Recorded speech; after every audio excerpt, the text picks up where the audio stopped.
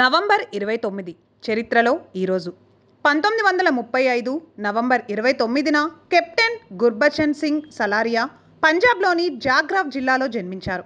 1957లో ఆయన పదాతి దళం అయిన 1వ గూర్ఖా రైఫిల్స్లో నియమించబడ్డారు.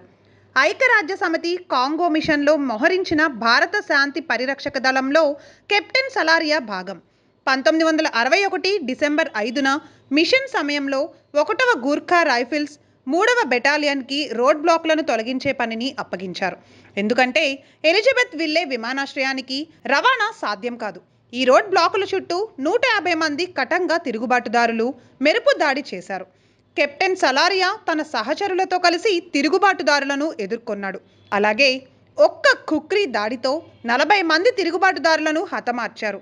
ఇది చూసిన మిగిలిన రెబెల్స్ పారిపోయారు. అయితే ఈ సమయంలో తిరుగుబాటుదారులు పేల్చిన 2 బుల్లెట్లు సలారియా మెడలోకి దూసుకు వెళ్లాయి. దీంతో ఆయన వీరమరణం పొందారు. కెప్టెన్ గుర్బచన్ సింగ్ సలారియా ఈ అసాధారణ ధైర్య సాహసాలకు ఆయనకు మరణానంతరం భారతదేశ అత్యున్నత శౌర్య పురస్కారం అయిన పరమవీర చక్ర లభించింది. విధి నిర్వహణలో జీవితాన్ని త్యాగం చేయవచ్చని ఆయన త్యాగం భారతదేశ యువతకు బోధిస్తుంది.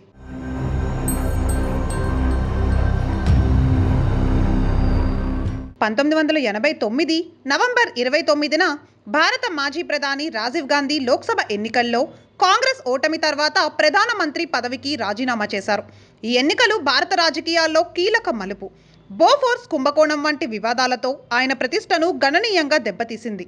1986 నాటి బోఫోర్స్ ఒప్పందంలో అవినీతి బ్రోకరేజీని స్వీడిష్ రేడియో 1987లో బహిర్గతం చేసింది. ఈ ఒప్పందం కోసం స్వీడిష్ కంపెనీ భారత నేతలకు రక్షణ శాఖకు 60 కోట్లు లంచమిచ్చిందనేది ఆరోపణ. ఈ స్కామ్ వెలుగులోకి వచ్చిన తర్వాత 1989 సార్వత్రిక ఎన్నికలలో కాంగ్రెస్ పార్టీకి మెజారిటీ రాలేదు. దీని కారణంగా రాజీవ్ గాంధీ ప్రభుత్వం అధికారం నుండి తొలగించబడింది. రాజీవ్ గాంధీ దేశానికి 6వ ప్రధానమంత్రి. ఆయన పదవీ కాలంలో భారతదేశంలో ఆధునికత ఇంకా సాంకేతికత రంగంలో అనేక సంస్కరణలు చేశారు. కంప్యూటర్ కమ్యూనికేషన్ రంగంలో ఆయన హయాంలో తీసుకున్న నిర్ణయాలు ఇప్పటికీ ఆయన దూరదృష్టిని ప్రతిబింబిస్తున్నాయి. 1944 ఆగస్టు 20న జన్మించిన రాజీవ్ గాంధీ 1991 మే 21న తమిళనాడులో హత్యకు గురయ్యారు.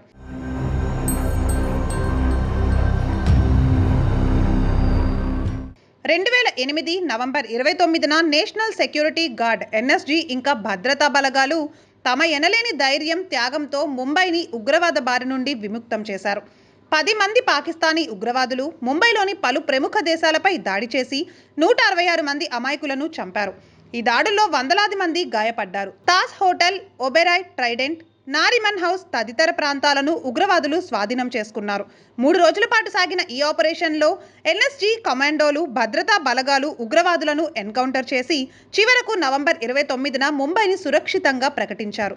ఈ ఆపరేషన్లో మేజర్ సందీప్ ఉన్నికృష్ణన్, ఏఎస్ఐ తుకారాం ఓంబ్లేతో సహా చాలా మంది వీర సైనికులు తమ ప్రాణాలను పణంగా పెట్టారు. అజ్మల్ కసబ్ను సజీవంగా పట్టుకోవడంలో ఏఎస్ఐ ఓంబ్లే తన జీవితాన్ని త్యాగం చేశారు.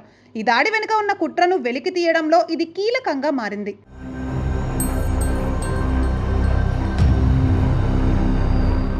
1970 నవంబర్ 29న హర్యానా భారతదేశంలో 100% గ్రామీణ విద్యుదీకరణ లక్ష్యాన్ని సాధించిన మొదటి రాష్ట్రంగా అవతరించింది. 1966లో పంజాబ్ నుండి విడిపోయిన హర్యానాలో గ్రామీణాభివృద్ధి ప్రాధాన్యత ఇవ్వబడింది. రాష్ట్ర ప్రభుత్వం అన్ని గ్రామాలకు విద్యుదీకరణ చేయాలని లక్ష్యంగా పెట్టుకొని లక్ష్యాన్ని చేరుకోవడంలో సఫలీకృతమైంది. రాష్ట్ర ప్రభుత్వం ప్రతి గ్రామానికి విద్యుత్ అందించడానికి సమర్థవంతమైన ప్రణాళికను రూపొందించింది. దీని కారణంగా రైతులు వ్యవసాయ పనులకు విద్యుత్ సౌకర్యాలను పొందడం ప్రారంభించారు.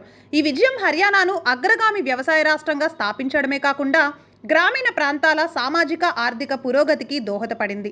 ఈ చొరవ పారిశ్రామిక వ్యవసాయ ఉత్పత్తిలో హర్యానాకు కొత్త కోణాన్ని ఇచ్చింది. హర్యానా సాధించిన ఈ విజయం ఆ సమయంలో భారతదేశంలోని ఇతర రాష్ట్రాలకు ప్రేరణగా మారింది. అంతేకాకుండా గ్రామీణ విద్యుదీకరణను జాతీయ ప్రాధాన్యతగా స్థాపించడంలో సహాయపడింది.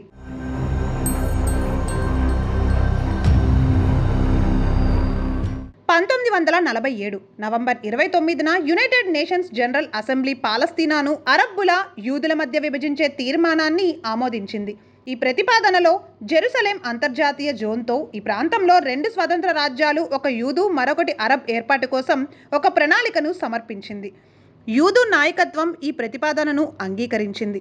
దీనికి విరుద్ధంగా అరబ్ ఇంకా పాలస్తీనా నాయకులు ఈ ప్రతిపాదనను తిరస్కరించారు. ఈ విభజన ప్రతిపాదనను అనుసరించి 1948 మే 14న యూదులు ఇజ్రాయెల్ ఏర్పాటును ప్రకటించారు. కొంతకాలం తర్వాత అరబ్ దేశాలు ఇజ్రాయెల్పై యుద్ధం చేశాయి. ఈ ప్రాంతంలో దశాబ్దాల సుదీర్ఘ సంఘర్షణ ప్రారంభమైంది. ఈ సంఘటన నుండి ఇజ్రాయెల్ పాలస్తీనా మధ్య వివాదాలు కొనసాగుతున్నాయి. ఈ వివాదం భూమి, మతపరమైన హక్కులు ఇంకా ప్రాదేశిక సార్వభౌమాధికారానికి సంబంధించినది. నేటికి ఈ సమస్య ప్రపంచ రాజకీయాలకు అలాగే ప్రాచ్య శాంతి ప్రయత్నాలకు కేంద్రంగా ఉంది.